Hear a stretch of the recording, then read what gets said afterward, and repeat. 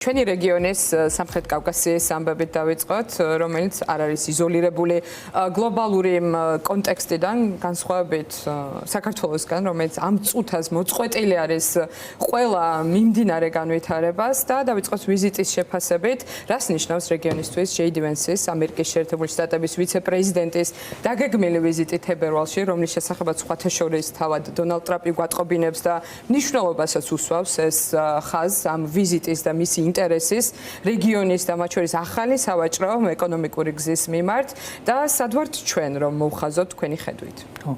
მოგესალმებით. პირველ რიგში უნდა დავიწყოთ ალბათ იქიდან რომ მიუხედავად იმისა რომ ზოგადად ითვლება რომ ტრამპის ადმინისტრაცია ატარებს მეტნაკლებად იზოლაციონისტურ პოლიტიკას მთელ მსოფლიოში და მათ შორის ჩვენი რეგიონი არ მოიაზრებოდა მაინც და მაინც მის სასიცოცხლო ინტერესებისას თქვა სფეროში. ამას ვერ ვიტყვით თქვა ბოლოდროინდელი მოვლენებიდან გამომდინარე განსაკუთრებით მას შემდეგ რაც სომხეთი და აზერბაიჯანმა მოახერხეს ესე იგი მოლაპარაკება ამ ყარაბაღის საკითხის დარეგულირებასთან დაკავშირებით და მასში გარკვეული როლი მისცეს შეერთებული შტატების პრეზიდენტს, რომელსაც რა თქმა უნდა დიდი სიამოვნებით მიიღო ეს როლი და როგორც ჩანს, ესე იგი ამ ორმა ლიდერმა, სომხეთის და აზერბაიჯანის ლიდერმა მოახერხეს ის, რომ მათ სამუშაო ურთიერთობები დაამყარეს ტრამპის ადმინისტრაციასა და უშუალოდ ტრამპთან, პრეზიდენტ ტრამპთან და ასევე მისი ადმინისტრაციის წარმომადგენლებთან და რაც გამოიხატება იმაში, რომ განსხვავებით თქვა საქართველოს ხელისუფლებისგან, ისინი არიან დაპატიჟებული მაღალი დონის ფორუმებზე, თქვა იგივე თქვა ეს ახალი ესე იგი მშვიდობის საბჭო, რომელიც აქაც დაპატიჟეს ხო თქვა ორივე ლიდერი, თუმცა საქართველოს ხელისუფლებას ეს არ მიუღია და არც მოსალოდნელი იყო, გამომდინარე იქიდან რომ დასამალი არა და ყველამ ვიცით რომ საქართველოს უკვე დიდი ხანია ასე თქვა შესულია და ის გახდა სტრატეგიულად უმნიშვნელო, როგორც თავის დროზე ბევრი ამას ამბობდა და მათ შორის დიპლომატები და ბოლო ამერიკის ელჩი სწორედ ამაზე საუბრობდა, რომ თუ საქართველოს ხელისუფლება გააგრძელებს ამ კურსს, ის გახდება სტრატეგიულად უმნიშვნელო. და სწორედ აი ამ ეტაპზე ვარ ჩვენ ახლა. ფაქტიურად მიუხედავად იმისა, რომ საქართველოს ქართული ოცნების ხელისუფლებას აქვს გაცხადებული, რომ ისინი ასე ვთქვათ ატარებენ ეგრეთ წოდებულ მულტივექტორულ პოლიტიკას, სინამდვილეში ეს მულტივექტორული პოლიტიკაც არ არის, ეს არის უფრო ყალბი ასე ვთქვათ სრულ მულტივექტორული პოლიტიკა, იმიტომ რომ ამ მულტივექტორულ პოლიტიკასაც აქვს თავისი რაღაც კანონები და წესები. თურქეთის გარდა რომელი ვექტორია ხო, ანუ იმისათვის რომ ესეთი პოლიტიკა იყოს წარმატებული,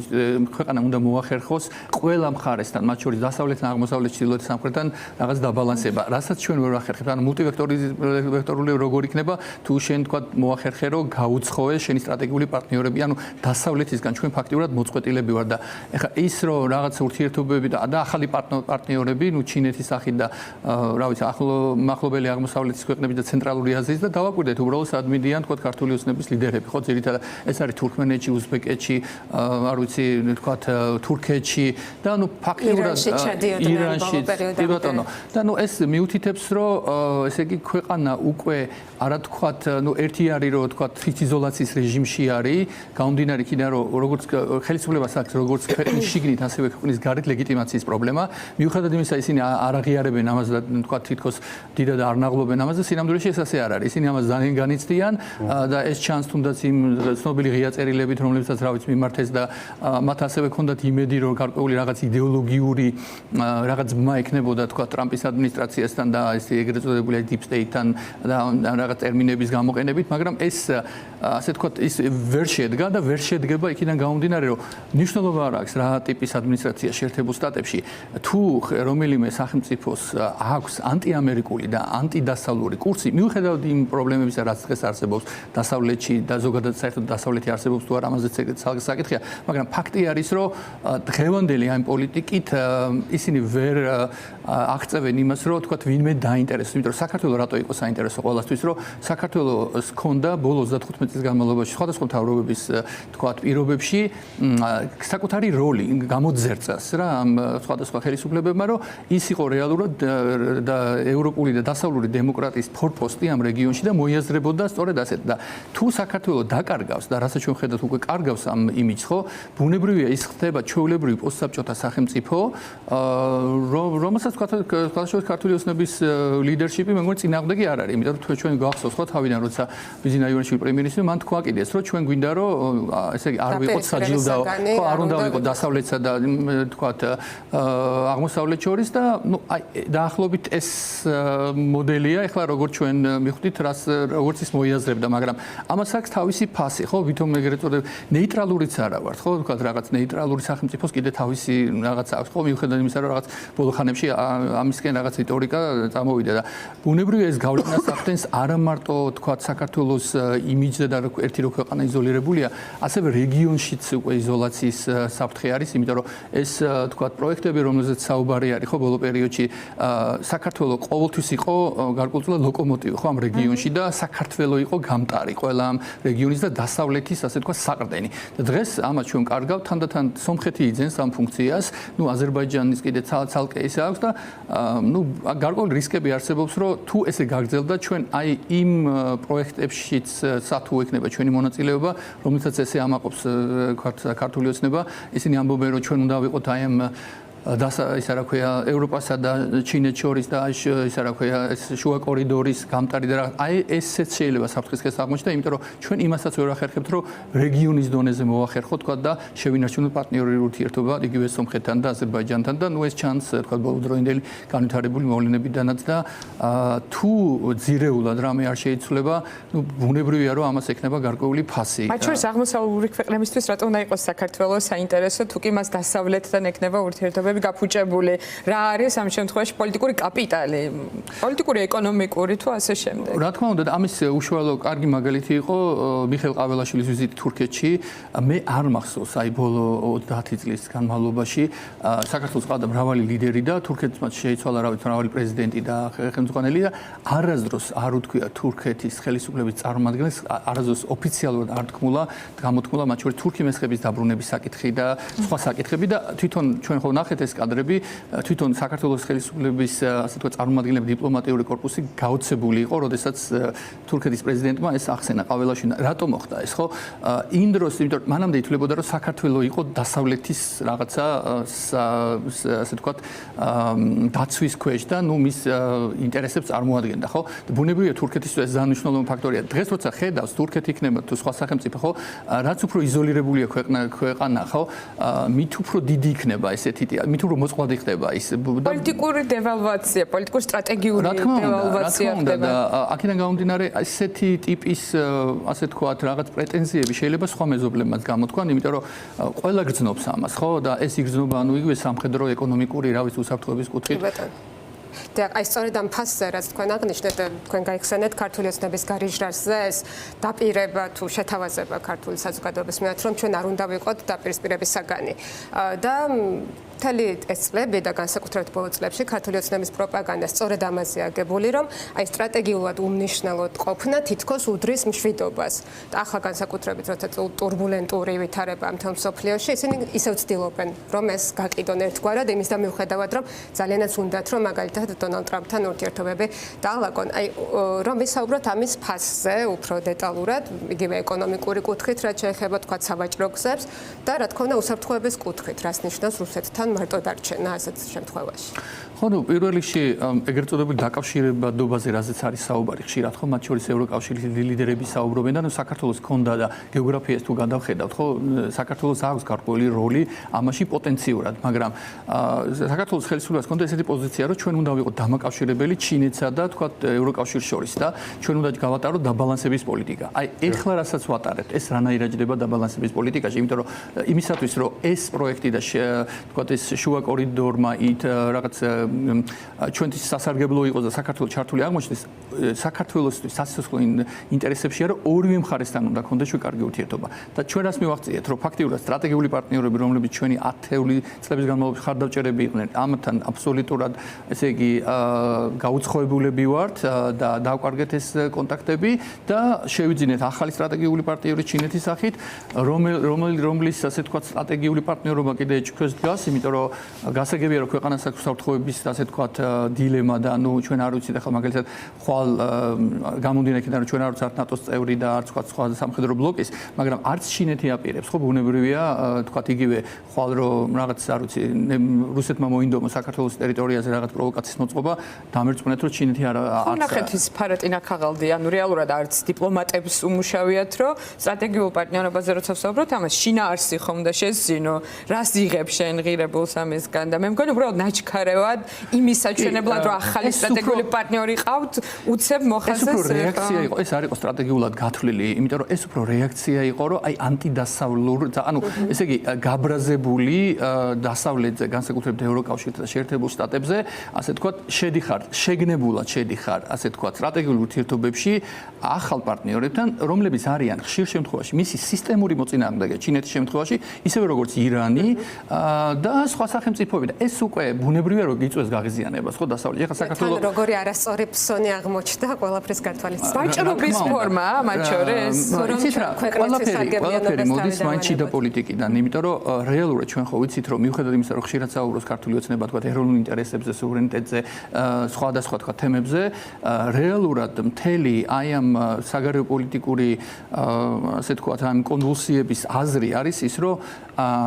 მათი მთავარი მიზანი არის რომ მიაღწიონ და ეს ამ ღია წერილებში ჩანდა ხო აი ბოლო წლების რომ ნუ მათ სიტყვა აზერბაიჯანი არ უხსენებიათ მაგრამ უბრალოდ უნდათ რომ აი აღიარონ როგორც აზერბაიჯანი და იმ წერილებში ხო ჩანს რომ აი თუ ხდება თქვა რომ არადემოკრატიულ ქვეყნებში როგორც აზერბაიჯანი ცენტრალური აზიის ქვეყნა იქ თუ ახერხებს დასავლეთის შეერთებული შტატები ურთიერთობა ჩვენთან რატო არის ანუ ფორმალურად ამბობენ რომ აი ჩვენ ვიქნებით ავტოკრატიული და გავაღიარეთ და დანარჩენს ყველაფერს მოვაგვარებთ იქნება კორიდორი ყველაფერი უჩვენოთ ეს ყველაფერი მაგრამ დასავლეთი ამაზე ვერ წავა იმიტომ რომ ჯერ ერთი აზერბაიჯანისგან განსხვავება სერიოზულია იმიტომ რომ აზერბაიჯანი არც აპირებს არც ევროკავშირის წევრობას არც არასდროს გაუცხადებია მას აქვს გარკვეული ბუნებრივი რესურსები თქვა ნავთობის და გაზის სახით რომელიც მას საშუალებას აძლევს რომ ეს ავტორიტარული რეჟიმი შეინარჩუნდეს და დემოკრატიული ტრადიცია არ აქვს რა თქმა უნდა და საქართველოს სიტუაცია დასავლეთს დაუხარჯავს ამდენი ფული რა თქმა უნდა და ბუნებრივია და დასავლეთის ასე თქვა დასავლეთი როგორ ხედავს საქართველოს იმიტომ რომ მისთვის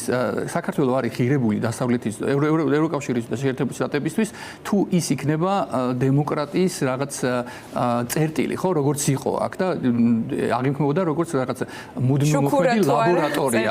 რეფორმების ხო და ეს იმიჯი თუ დაიკარგა რაც უკვე ნელ-ნელა ხდება ფაქტიურად მაშინ კიდევ ერთხელ ამბობ რომ საქართველოს ხდება ჩვეულებრივი პოსტსაბჭოთა სახელმწიფო და ხანდახან იქნება შტაბეჭდილება ქართული ოცნების მიზანი სწორედ ეს არის რომ აი ხანდახან აი რეპრესიულ კანონებს რო ღებულობენ ესეთი შტაბეჭდილება იქნება რომ თითქოს რაღაც დედლაინი აქვს რომ აი რაღაც რაცილება სწრაფად მიიღონ ხო ეხლა სხვაგანაც ხდებოდა ეს ავტორიტარიზმის გამტკიცება ხო იგივე ბელარუსში რუსეთში მაგრამ ნელა და ესენი რაღაც ესეთი იმით მიდიან და აი ხანდახან არის ეს შტაბეჭდილება რომ ამათ ესეთი სურვილი აქვს რომ აი რუსეთ-უკრაინის ომი რო დამთავრდება აი მაგ დროისთვის საქართველოს უკვე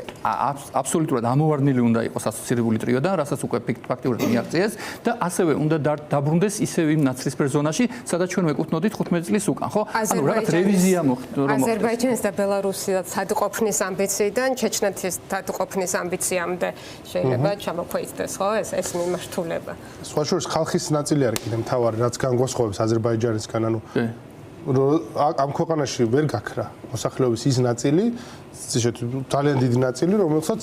უნდა რომ ეს ქვეყანა ნახოს ევროკავშირში და რაც თავარი ამ ნაწილს არა მარტო ამ ნაწილს ოპოზიციურად განწყობილებს კი რა ოცნებამ თავის ამომრჩეველსაც კი ვერ შესთავაზა გულწრფელად ეგ ვარიანტი ჯერჯერობით რომ ჩვენ ვაშენებთ რაღაცა აზერბაიჯანს ან ბელარუსს თავის ამომრჩეველსაც კი ეუბნება რომ ჩვენ რაღაც სხვანაირ ევროპა მაგრამ ევროპა გვინდა მაინც როზის თავრობის ფორმაზე ევროკავშირის დროშა აქ უკან ხო იმიტომ ეს ჭირდება თავის ამომრჩევლის ბატონი კონრადი ლეგიტიმაციაზეც როცა საუბრობთ ბიძინა ივანიშვილი იყო ლეგიტიმური მაშინ როცა მას დასავლეთთანაც ჰქონდა მინიმუმ საქმიანი ურთიერთობა, საუკეთესო ურთიერთობა შეიძლება არ ქონდა, მაგრამ მას ჰქონდა ის წერტილი, სადაც შეეძლო ამ რაღაც მულტივექტორულობის კონტურებზე თუნდაც ესაუბრა. ამის გამოკლებით აღარ აქვს მას ლეგიტიმაცია, იმიტომ რომ მოსახლეობის პროდასავლური ნაწილი ეწინააღმდეგება მათ შორის, ხო, მის პოლიტიკას და არ უჭერს ხარს და ამიტომ უწევს არჩევნების გაყალბებაც მას. ხო,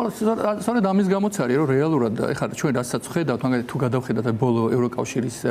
თქვა განცხადებებს და გაფართოების ეს რო იყო ანგარიში, სადაც მე სიმართლედ არ ვეთანხმები, იმიტომ რომ მე მაინც გონია რომ ევროკავშირი ერთი ნაბიჯით ცოტა აგვიანებს სწორ დიაგნოზს საქართველოში შექმნილ სიტუაციასთან დაკავშირებით. ანუ ისინი საუბრობენ დემოკრატიულ უკუსლაზე. დემოკრატიულ უკუსლაზე შეგვიძლია ველაპარაკა 3-4 წლის უკან, ხო? დღეს უკვე რაც ხდება, ეს აღარ არის დემოკრატია. მე მესმის რომ ისინი ძალიან დიპლომატიურად ცდილობენ რომ არ გადაწვან თქვა ხიდები საქართველოს ხელისუფლებასთან, მაგრამ ეს არ არის უკვე თქვა ავტორიტარიზმისკენ კონსოლიდაციისკენ და მაგრამ ვეთანხმები იმას რომ რეალურად რეალურად იმისათვის რომ ეს კონსოლიდაცია მოხდეს, ხელის საზოგადოებამ უნდა მიიღოს ეს და საზოგადოება ამას არღებულობს, როგორც აი ორგანიზმში რომ შეკავს რაღაცა, ხო, ესე რა ქვია, ატისხეულებს რაღაცები და ორგანიზმი უწევს წინააღმდეგობას და განსხვავებაც, თქვა მაგალითად, იგივე აზერბაიჯანსა და საქართველოს შორის სწორედ ეს არის, რომ საქართველოში არის მოსახლეობის, ახლა ზუსტად ვერ დავთვლით, მაგრამ რაღაც საკმაოდ დიდი ნაწილი, რომელიც ჯერ კიდევ მზად არის, რომ იბრძოლოს ევროპული ღირებულებებისთვის და დემოკრატიისთვის. აი ეს ნაწილი თუ საქართველოსდან წავიდა, ისი დიდი სურვილი შეიძლება ჰქონდეს ხელისუფლებას და მე დარწმუნებული ვარ, რომ ისინი აი დიდი სიამოვნებით მისცემდნენ ბიზნეს კლასის ბილეთს ესეთ ადამიანებს სამოქალაქო სექტორიდან, პოლიტიკურ ოპოზიციიდან,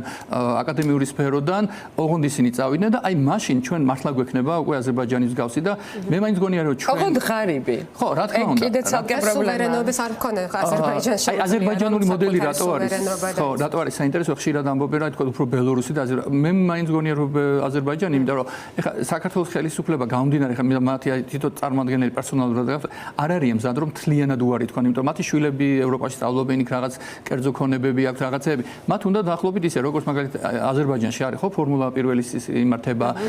არ ვიცი, იქ ევროვიზიის ის არის, ამ თლიანად არ უნდათ რომ მოწყდეთ, მაგრამ უბრალოდ უნდათ რომ ფერარის მაღაზიებიც უნდათ, მაგრამ თან რა თქმა უნდა, ყველაზე დიდი პრობლემა რაც საგარეო პოლიტიკას მოქმედებს, რომ ეს არის, რომ იმას, რასაც ჩვენ გვასაღებენ ეროვნულ ინტერესებად, ეს არ არის ეროვნული ინტერესები და საზოგადოებას ინტერესებს არ ეკმობა. ეს ეკმობა ერთი კაცის ინტერესებს და რეჟიმის თვითგადარჩენას. ანუ აქედან ამოდის როგორც საშინაო პოლიტიკა, ასევე საგარეო პოლიტიკა და განაუფლების შენარჩუნების სურვილიდან ამოდის. ნებისმიერ ფასად და მე შეფუთულია კარგი ზოგი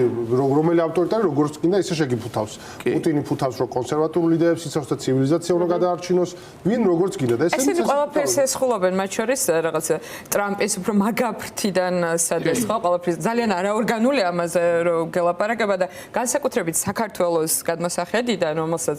გამოცხადებული გაქვს ევროკავშირში გაწევრიანება შენ მიზნა და ამ ცივილიზაციის ნაწილად მიგაჩნია თავი, ტექსასელი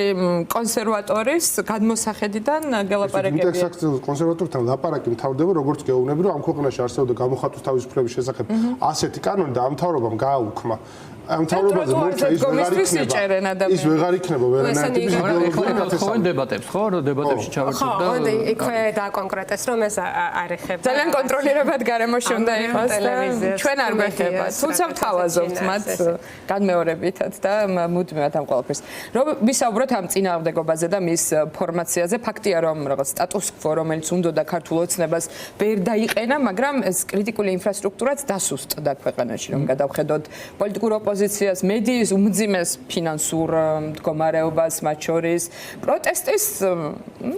დაპატარებებას. მოდი ზომაში ასე ვთქვა, არ გამქრალა, შეიძლება იფეთქოს, მაგრამ აღარ არის იმხელან. ამ ყველაფერს რო შევხედოთ, აი ორივე მხარე რა ფორმაში ხდება 2026 წელს. იცით რა, მე გეთანხმებით, რომ უმძიმესი მდგომარეობა ზოგადად თქვათ სამოქალაქო საზოგადოება აკადემიურ წრეებშიც, იმიტომ რომ თქვენ იცით რომ უნივერსიტეტებსაც მიადგენენ უკვე და ეს გარდაუვალი იყო თუ გადავხედავთ ნებისმიერ ავტორიტარიზმი, ავტორიტარ ხელისუფლების მიზანი საბოლოოდ ესეა.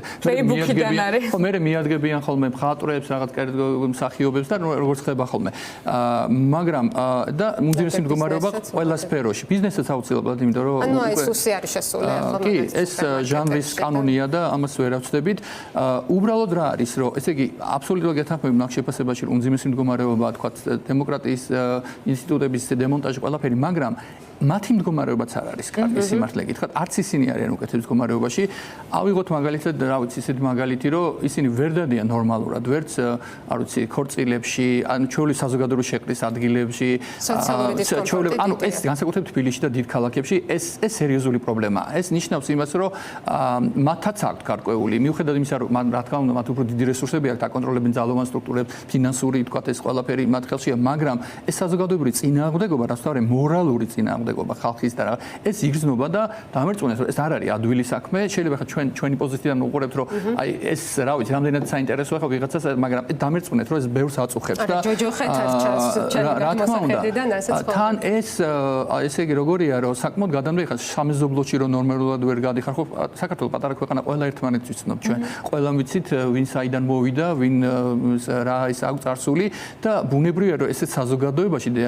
ძალიან რთული არის ასე თქვა ესეთი პირობებში ქვეყნის მართვა და ყველაზე დიდი სისუსტე რაც ამ ხელისუფლებას გააჩნია, რომ მას არ აქვს უნარი ერის გაერთიანების. ამისი შანსი არ არის ამ რიტორიკით, ამ გამყოფი, ასე თქვათ, პოლარიზებული რაღაც ენით და რაღაც ესე მტრების ძებნით და რაღაც, ანუ შანსი არ არის, რომ აი ასეთმა ხელისუფლებამ მოახერხოს ქვეყნის და ეს იმ სიტუაციაში, როდესაც რაზეც ვილაპარაკეთ, ხო, უმძიმესი გეოპოლიტიკური სიტუაცია. საერთაშორისო ასე თქვა კონიუნქტურა გეოპოლიტიკური კიდევ უფრო მძიმდება, ხო? ჩვენ უკვე ვსაუბრობთ, რამდენად არსებობს ერთიანი დასავლეთი, ხო? არის კი არსებობს ეს დასავლეთი. ასე თქვა უამრავი შეკითხვები არსებობს ნატოსთან დაკავშირებით, ევროკავშირის მომავალთან დაკავშირებით. შესაძლოა საგარეო პოლიტიკური კონტექსტი ძალიან უწყობს მათ ხელს ამ სიტუაციაში, იმიტომ რომ თუნდაც ეს ომის და მშვიდობის საკითხი, უკრაინის საკითხი, რაც მათ ჩვენივრად გამოიყენეს, პლუს გამოადგა ძალიან ეს კოვიდის პერიოდიც, რომელიც ძალიან კარგად გამოიყენა ამ ხელისუფლებამ. კი, რა თქმა უნდა, მაგრამ ყველაზე რთული პრობლემა ეს არის, რომ ისინი აი ვერ ახერხებენ ამის კონსოლიდაცია და აი სწორედ მოწყვლადი, ამიტომაც არის ეს ხელისუფლება, როგორც ქვეყნის შიგნით, ასევე ქვეყნის გარეთ, რომ აი ვერ ახერხებს ამას და ხელისუფლება, რომელიც ვერ ახერხებს ერის კონსოლიდაციას, ის უკვე სუსტი არის და ამ ერთს კითხვის პასუხს რატომ კარგავთ მოკავშირეებს და ვინ დაგვიცავს რუსეთისგან? ანუ ეს არის ძალიან დიდი ჩავარდი ახლა მათი პროპაგანდა. მაგაზე პასუხი აქვს, რომ რუსეთიდან არავინ არ დაგვიცავს. ამიტომ ჩვენ რუსეთისგან უნდა დაგვიცავს, ჩვენმა მოკავშირეები უნდა დაგვიცავს. არ მოკავშირეები ვერ დაგვიცავენ, აი ეგ პასუხი აქვს. ვინ დაიცვა უკრაინა? ვინ დაიცვა საქართველოს? რატო არ დაიცვეს უკრაინა? მაგაზე ეგ პასუხი აქვს. უბრალოდ აი ეს მათი არჩეული გზა რო უარესის მომტანია, ხო? ამასაც იაზრებს. არა, ეგეც დაუკოჭოლდათ, იმიტომ რომ რუსეთმა ვერცერთ თავის სტრატეგიულ მიზანს უკრაინაში ვერ მიაღწია და ახლა ერთ-ერთ ყველაზე სუსტ გლობალურ მოთამაშედ გამოიყურება. მე მგონი ბოლო პროპაგანდისტულ წერილებში ცოტა რუსეთისადმი შერყეული რწმენაც შენდა. აი ეს საინტერესო თემა გლობალურად რუსეთზე რომ ვისაუბროთ, არა მხოლოდ უკრაინაზე, ვენესუელადან მოყოლებული, ირანით დასრულებული, შეიძლება თუ არა ვთქვათ, რომ სუსტდება ეს გლობალურად. აი, მოდი ერთ რაღაცაზე ვისაუბრებ, ესე იგი ამ რუსეთთან დაკავშირებით. ხოდა იქიდანაც აღარ მოდის უკვე კარგი ინფორმაციები მათთვის, თუნდაც დუგინის განცხადება, ხან დუგინი არ არის ოფიციალური პირი, მაგრამ ის ახმოვანებს ხო აზრებს და ესე იგი ჩვენ უკვე ვგებულობთ, რომ თქვათ ის მოსაზრება რაც ქონდა, თქვათ ბიზინა ივანიშვილმა, რომ რაღაც ტერიტორიული მთლიანობასთან დაკავშირებით რაღაცა რუსეთის მიუღებელი. ანუ ისინი განიხილავენ საქართველოს და პოსტსაბჭოთა სივრცეს არა როგორც რაღაც არამედ როგორც რუსეთის ნაწილს და ეს პირდაპირ თქვა, ხო? ეს რა თქმა უნდა მათთვის სერიოზული პრობლემა არის, იმიტომ რომ ნუ თუნდაც იგივე თავიანთ ამორჩევლებთან კონტექსტში და რაც შეეხება გეოპოლიტიკურ კონტექსტში, ესე იგი საქართველოს ხელისუფლება მიუხედავად იმისა, რომ თქვათ ცდილობს რომ შეიმჩნიოს, მაგრამ ისინი ძალიან ფრთხილებიც არიან. მაგალითად შეერთებულ შტატებთან, ნუ გასაგებია ხა ევროკავშირი იციან, რომ არ არის ესეთი საშიში და ყოველდღიურ რეჟიმში, რა ვიცი, ან მილს ანძღავენ, ან იმას ხო რაღაც თელიამე, მაგრამ შეერთებულ შტატებთან ძალიან ფრთხილად არიან გამომდინარე არაპროგნოზირებადი ხასიათიდან, თქვათ ტრამპის და დააკვირდით, მაგალითად, რამდენი ხანია საუბარი ანაკლის სპორტზე. მე გარწმუნებთ, რომ სანამ ტრამპის ადმინისტრაცია იქნება, არავითარ ანაკლის სპორტზე საუბარი არ იქნება, იმიტომ რომ უბრალოდ მათ ეშინიათ, რომ აი უბრალოდ რომ ჩინურმა კომპანიამ აქ ააშენოს ანაკლის სპორტი და ეს უკვე მიიქცეს, ეს არის წითელი ხაზები, რომელიც მათ ჩვენივრად იციან და კიდევ ასევე ირანთან ურთიერთობები აი თავის დროზე რო ჩავიდა, ხო? ეს ორი საკითხია, რომელიც ასე თქვა და აი როგორც ხარს რო წითელი ის რო ის და დაახლოებით და ამიტომ ძალიან ფრთხილად არიან და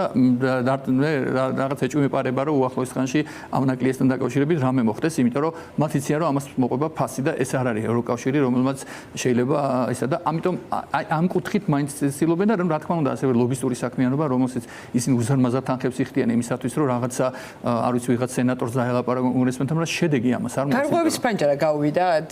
როგორ გამოიყურება ახლა ვითარება ეს პანჯარა, როცა შეიძლება ახსენოთ, რომ ჰელსინკის კომისია გამართავს მოსმენას საქართველოს. კი, 28-ში. ადამიანის უფლებების მდგომარეობის დამძიმების შესახებ, სხვა შორის არც ქიმიური იარაღის თემა გამქრალა საერთაშორისო დისკუსიიდან და ბრიტანეთის პარლამენტშიც ამას ახსენებენ, მათ ვერ გაქრება ეს ირანის მსგავსი რეჟიმებისთვისაც კი მიუღებელი ნიუსი არის და ეხლა საქართველოს როცა უკავშირდება ხომ საერთოდ. აი ეს პანჯარა ტრამპთან ურთიერთობების დამყარების თქვენი აზრით გავიდა ქართულ ოცნებამ, ქართულმა ოცნებამ, ხო? დაიხურა. სორია. ხო, მიუხედავად იმისა, რომ ვიცით, რომ მოვიცი, უსასრულოდ ელოდება საქართველოს, ვთქვათ, პრეზიდენტი ტრამპისგან ზარს, მაგრამ ჩვენ ჯერჯერობით ესეთი ის არ მოგვისმენია და არც არ იქნება, სავარაუდოდ არც იქნება, იმიტომ რომ საქართველოს ხელისუფლება დღეს ვერ სთავაზობს ვერაფერს, ვერ შეერთებულ შტატებში. არ მიწვევა, იყო ამის ძალიან კარგი. თან წარმოიდგინეთ, რომ რამდენი ირონია არის იმაში, რომ თვითონ მშვიდობას გადაგებდა და თვითონ ისა და ამ დროს ამ მშვიდობის საბჭოში იწვევენ, რა ვიცი, ბელარუსს, ესე იგი შენ არ ან აბსოლუტურად ამოგდებული ხარ კალაპოტიდან, მაგრამ ასევე არ უნდა დაგვაუწყდეს, რომ ჩვენ უნდა ვისაუბროთ იმ გამოწვევებზეც, რომელსაც ხშირად არ საუბრობთ, რომ თუნდაც ევროკავშირში ჩვენ ხშირად საუბრობთ, რომ ქართული ოცნება, სეხმარება, თქვა იგივე უნგრეთი და ბოლო პერიოდში სლოვაკეთი. ესე არ არის, ხო? ასევე არის სხვა სახელმწიფოები, რომლებიც ჩრდილში არიან ამ სახელმწიფოების, რომლებიც ასევე ხშირ შემთხვევაში არიან მათი სიტუაციური თუ სხვადასხვა ტიპის მოკავშირეები და სამწუხაროდ ესე არის. დღეს შეიძლება არ ჩანს და არ ვიცი, არ მინდა დავასახელოს ქვეყნები, მაგრამ მიახლოებით ყველა ხდებით ალბათ და ეს შეინიშნება თუნდაც მათი დიპლომატების აქტიურობით, აქ და თქვა მათი განცხადებებით, რომელიც ბუნებრივია, რომ ანუ ევროკავშირის ხო არ არის რაღაც ერთიანი ხედვა, იქაც არიან ცოტა დაბნიულები, რა უნდა გააკეთონ საქართველოსთან დაკავშირებით. ხო, ერთი არის ხაზი, თქვა ერთი რო თქვა აი რომელსაც ახლა ატარებენ, რომ აი თქვა იზოლაცია ამ რეჟიმის რაც შეიძლება მაქსიმალურად, თუმცა არის მეორე ცოტა ფრთხილი, ასე თქვა ბანაკი, რომელიც ამბობს, რომ იცი რა, აი ახლა განსაკუთრებით ვიზა ლიბერალიზაციის თემასთან დაკავშირებით გამოჩნდება ეს, რომ სადღაც ერთ წელიწადში ალბათ ეს დადგება საკითხი. ახლა ვიცით, რომ ჯერ ხელისუფლების წარმომადგენლებს, მაგრამ მერე უკვე ხო, იმიტომ რომ აქ რეპუტაციულ ზიანზეა საუბარი და ევროკავშირი ახლა ვერ დაელოდება ისა რა ქვია საქართველოს ხელისუფლებას. ახლა კი ბატონო, მოსახლეობის გამო იყო ამდენი ხანი რომ მოითმინეს, მაგრამ ასევე არ უნდა დაგვაგვიზრდოს, რომ ჩვენ გვაქვს უნიკალური სიტუაცია, აი გაფართოების ისტორიას ევროკავშირის არ ახსოვს, რომ ჩვენ გვახსოვს ბევრი ეგრეთ წოდებული აი ეს დემოკრატიის უკუსვლით დაკავებული ქვეყნები და მათ შორის ძალიან ცნობილი იყო სლოვაკეთი, ხო, მეჩიარის დროს ძალიან ცნობილი, მაგრამ ევროკავშირის გაფართოების ისტორიას არ ქონიან ჯერ შემთხვევა, ეს არის უპრეცედენტო, როცა კანდიდატი ქვეყანა, ფორმალურად კანდიდატი ქვეყანა თვითონ აყენებდეს პირობითობას უყენებდეს ევროკავშირს. ანუ ჩვეულებრივ ეს არის კლასიკურად არის, რომ ევროკავშირი უყენებს პირობითობის პრინციპს, რომ მან შეასრულოს ვალდებულებები, აღებული ვალდებულები, რეფორმები დააჩქაროს მთლიან, ეს ხდება პირველად, რომ ეს კანდიდატი ქვეყანა იქით ეუბნება, რომ შენ უნდა შეიცვალო იმისათვის, რომ მე ასე ვთქვათ, მომინდეს შენთან გაწევრიანება. რაც არის აბსოლუტურად სასაცილო სატირალი რო არ იყოს, რაც კიდევ უფრო ართულებს ასე ვთქვათ ამ საქართველოს ასე ვთქვათ სერიოზულად ახმას ამ გეოპოლიტიკურ კონტექსტში, რომელიც კიდევ უფრო რთული ხდება, ხო? აი მით უმეტეს ამ დავოსის ფორუმად დაადასტურა, რომ რითი იყო, ხო, ბევრი საინტერესო რაღაც იყო, მაგრამ ფაქტიურად პირველად მოხდა ამ ფორუმზე, რომ თუ აქამდე ვთქვათ საუბრობდნენ ძირითადად აკადემიური წრეები საუბრობდნენ, ვთქვათ ახალი საერთაშორისო ვესპალიური წესრიგის ვთქვათ რღვევაზე და რაღაცა, ეხლა უკვე მოვისმინეთ ეს თვითონ დასავლური ლიდერებისგან, მათ შორის კანადის პრემიერ-მინისტრისგან, გერმანიის კანცლერისგან, კიდე სხვებისგან, რაც უკვე სერიოზული გამოწვევის წინაშე აყენებს, იმიტომ რომ ის საერთაშორისო სისტემა, რომელიც აქამდე არსებობდა, ფაქტიურად აღარ არსებობს. და ამ დისკუსიის ნაწილი და ამ დიალოგის საერთოდ არ ვართ, ეგ არის კიდე განსაკუთრებული მოცემულობა, იმიტომ რომ იცვლება ეს დასავლური წესრიგიც, მაგრამ სათხარ შენ დავოსის ეკონომიკურ ფორუმზე არ მიწვევას ადრე შეიძლება რაღაც ეკონომიკურ საინვესტიციო ზიანი ქონოდა მხოლოდ კობახიძეს და რავინა ჩვენ ქვეყნის რომელიმე წარმომადგენლისთვის, მაგრამ ახლა უკვე ძალიან დიდი პოლიტიკური მნიშვნელობაც გქონდა, იმიტომ რომ არაფრის ნაწილი არ ხარ. ეგრე გამოდის არც ერთი დისკუსია. ყურადღება მიაქცეთ კანადის პრემიერ-მინისტრის სიტყვა, სადაც მან თქვა ესეთი რაღაცა ცნობილი სიტყვა გაიმეორა, რომ თუ შენ ესე იგი არ ახარ კონსულტაციების და მოლაპარაკების ნაწილი, შენ ხარ მენიუში. აი ზუსტად ეს ეხება საქართველოსაც. ესე იგი, შენ თუ არ გიწევენ ვერცად, ხო? და შენ არ ახარ ესე იგი ჩართული ამ პროცესებში, ამ გადალაგებაში, რაც ხდება გლობალური, ხო? ჩვენ არ ვიცით საერთკენ მიდის ეს სოფლიო. ამას ვერ დაიმალები. რა თქმა უნდა. იქ რო არ იქნება, არ ნიშნავს, რომ საბოლოოდ გადანაწილებული არ აღმოჩნდება. ბუნებრივია. უსაფრთხოდ არ ხარ. სირაქლემას პოზიცია. აი ზუსტად ეგ არის. შაში ეს არ ნიშნავს, რომ ტანი არ გიჩანს. რა თქმა უნდა, იმიტომ რომ ჩვენს გარშემო ყველაფერი მოძრაობს და იცვლება. გამოხეული შარვალი, უბრალოდ კიდე ზუსტად რა გიჩანს. ან სუპერმარკეტებში რეიდებით არის დაკავებული, ხო? ეხლა დღეს არსებული რეჟიმი, გამოხეული შარვალი ძალიან რელევანტური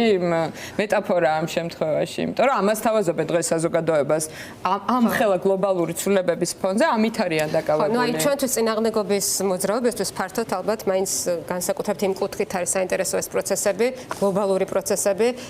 ასუსტებს თუ არა რეჟიმს, თავისთავად მისი ასეთი იზოლაცია, ვერ დალაგება და ასე შემდეგ და თან დასასრულის წინასწარ. ასუსტებს არ ვიცი, მაგრამ ნუ ნამდვილად ხელს რო არ უწყობს დასუსტებას ერთი მხრივ, იმიტომ რომ აი ეს გაურკვევლობა და არაპროგნოზირებადობა და ანარქიულობისკენ მიდრეკილი ეს რაღაცა და მით უმეტეს ეს დაძაბულობა თქვა ევროპასა და შეერთებულ შტატებს შორის და ნუ უამრავი სხვა თემები, ხო? ბუნებრივია რომ ხელს უწყობს ნაწილობრივ თქვა იგივე პროპაგანდისტული თვალსაზრისით ქართულ ოცნებას, რომ აი ნახეთ ყველგან არის ესე იგი ეს საერთაშორისო წესრიგი აღარ არის და აი ჩვენ ვინარჩუნებთ ამ მშვიდობას და რაღაც ეხლა ჩვეულებრივი მოქალაქისთვის შეიძლება ძალიან მნიშვნელოვანი იყოს, ძალიან შეშინებულია ობიექტურად, როცა ხედავს უკრაინაში რა ხდება და ნუ კი გძნობს შეიძლება არ მოსწონდეს ქართული ოცნება, მაგრამ უბრალოდ ამ ეტაპზე ფიქრობს, რომ აი ხლა რა რეჟიმის ცვლილება იყოს, ჩემთვის შეიძლება გარკვეული რისკის წარმოქმნის იყოს და ამაში ეს სიტუაცია მათ ეხმარება. თუმცა მეორე მხრივ პრობლემა არის სწორედ იმაში, რომ თვითონ ესე იგი როდესაც ფაქტიურად ვერ ახერხებს იმ ურთიერთობების დალაგებას, ვერც შეერთებულ შტატებთან, ვერც თქვათ ევროკავშირთან, ბუნებრივია, რომ ეს გარკვეულწილად ამცირებს, ასე თქვათ, მათ მდგრადობას, ხო, საერთაშორისო ლეგიტიმაციის თვალსაზრისითაც სერიოზული პრობლემა, მაგრამ მე მაინც გონია, რომ და ეს დასამალი არ არის და მეგონა ყველამ ვიცით, რომ თავარი გასაღები არის მაინც ქვეყნის შიგნით, იმიტომ რომ დასავლური მხარდაჭერა, საერთაშორისო მხარდაჭერა ძალიან მნიშვნელოვანია, მაგრამ ეს უნდა იყოს რაღაცა სინქრონში ადგილობრივ იმასთან, თქვათ, იგივე წინააღმდეგობასთან და მათ შორის შეიძლება ხა ხელისუფლებისთვის დიდი პრობლემა არ იყოს, თქვათ, ის პროტესტო მოძრაობა, რომელიც ყოველდღიურად არის, მაგრამ აი ერთ ინტერვიუში გამოვიყენე ეს მეტაფორა და აქაც გავიმეორებ, რომ რეალურად ეს გავს რაღაც როგორც სიტუაციაც, აი თივასთან რო იყოს პატარა ის რო ღვივის, პატარა ნაპერწკალი, ხო, ხა ეს ნაპერწკალი საშიში არ არის, მაგრამ ოდენავ პატარა ნიავი, არ ვიცი საიდან მოვა ეს ნიავი, შეიძლება იყოს გეოპოლიტიკური რაღაც ცვლილებებიდან გამომდინარე, შეიძლება სხვა რაღაცა, ყველა ვიცით რა შეიძლება მოხდეს და ეს ხელისუფლებამაც იცის მშვენივრად, ამიტომაც არის რომ მათ ცდილობენ რომ მოშანთონ ეს რაღაც ეს წინააღმდეგობა კერა, იმიტომ რომ იციან რომ პოტენციურად ამას შეუძლია გარკვეულწილად რაღაც პრობლემა შექმნას, მაგრამ ნუ ბუნებრივია ახლა ესეთი პროგნოზები და რეცეპტები არ არსებობს თუ როგორ ხდება თქვა იგივე ცვლილებები, მაგალითად პოლიტიკა სწორედ იმით არის საინტერესო, რომ ხანდახან ვენ განსაზღვრავთ წინასწარ რა შეიძლება როგორ მოხდეს, მაგალითად ვერონერი ფიქრებდა რომ რამდენიმე თვის უკან რომ თქვა არ ვიცი სირიის რეჟიმი ჩამოემხობოდა, მით უმეტეს იმპერიის სიტუაციაში, რომ რუსეთი პირდაპირ ეხმარებოდა თითქმის გაიმარჯვა ხომ სამოქალაქო ომში. სამხრეთ აზერბაიჯანის შორის მშვიდობის დამყარების მიზნით რომ ამერიკის ვიცე-პრეზიდენტი ჩადის, ესეც ცოტა ხნის წინ წარმოადგენდა. რა თქმა უნდა და ნუ ეს არის, მაგრამ მთავარი მაინც არის რომ ჩვენი საზოგადოება როგორ გადახარშავს ამ ყველაფერს. ანუ ამ შემთხვევაში ლაპარაკი არის არა იმ ნაწილზე, თქვათ, რომელიც ისედაც თქვათ ჩართულია ამ პროცესში რაღაცა, არამედ აი არ ვიცი რა დავარქვა, დუმარე უმრავლესობა თუ არ ვიცი რა ადამიანებზე, რომ საბოლოოდ აი მათ ეს ეგრეთ წოდებული cost and benefit რაღაც პატარა ანალიზი უნდა გააკეთონ, რომ აი ამ ცვლილებების ამ რა შეიძლება მოიტანოს, რომ ჯერჯერობით ეკონომიკის დონეზე შეიძლება ჩვეულებრივი მოქალაქე ამას ვერ გძნობს, მაგრამ ამას ექნება ფასი აუცილებლად საბოლოოდ სადღაც საშუალო და გრძელვადიან პერსპექტივაში და აი აქედან გამომდინარე ალბათ გამომდინარე იქიდან რომ მე მაინც ჯერა რომ რაღაც საღია ზრუნება გაიმარჯვოს, იმიტომ რომ რაღაც არ მინდა მივიღო რომ ქართული საზოგადოება მიიღებს ამ სიშლეგეს, თქვა ამ რაღაც კონსპირაციულ თეორიებს და რაღაც deep state-ზე და რაღაც ომის პარტიაზე რაღაცა. მე ხვაჩვენებდა რომ მათი ამორჩევლის ნახევარს, ანუ მათი ამორჩევლის ნახევარსჭერა ამ ყველაფრისა. კი, ესეც იმასაც ანჯერო და მეორებდა არგუმენტად, სალაპარაკო არგუმენტები, ხო? სასაუბროები რომ არსებობს ერთგვარი. კი, თუმცა ესეც ხდება ნელ-ნელა, იმიტომ რომ თუ ამ პროპაგანდის წესი რა არის, რომ ხა თუ ხშირად რაღაც იმას არ მოიტან, ეს ძველი, ასე თქვათ, ეს რაღაც message box-ები უკვე მოძველებულია და ამ ხრივაც ცოტა ჭირს აშკარად, მაგრამ ფაქტი არის, რომ ნუ ბევრი რაღაცა დამოკიდებულია მაინც ჩვენ თვითონ საზოგადოება როგორ გადახარშავს აი იმ გამოწვევებს, რომლებიც არის ქვეყნის როგორც ქვეყნის შიგნით, ასევე ქვეყნის გარეთ და იმიტომ რომ ეს შეეხება ჩვენს მომავალს, ხო, თუ ჩვენ ეხლა რაღაცნაირად ამოვარდით ამ კონტექსტიდან, უკვე ძალიან დიდი დრო დაგვჭირდება შემდეგ, ასე თქვათ, რაღაცა ჩვენი ადგილი ვიპოვოთ, თუნდაც რეგიონში და ასევე თქვათ იგივე ევროპასთან თქვათ იგივე ინტეგრაციის თვალსაზრისით და ერთი რაღაცა და აქ დავასრულებ ბარემ რომ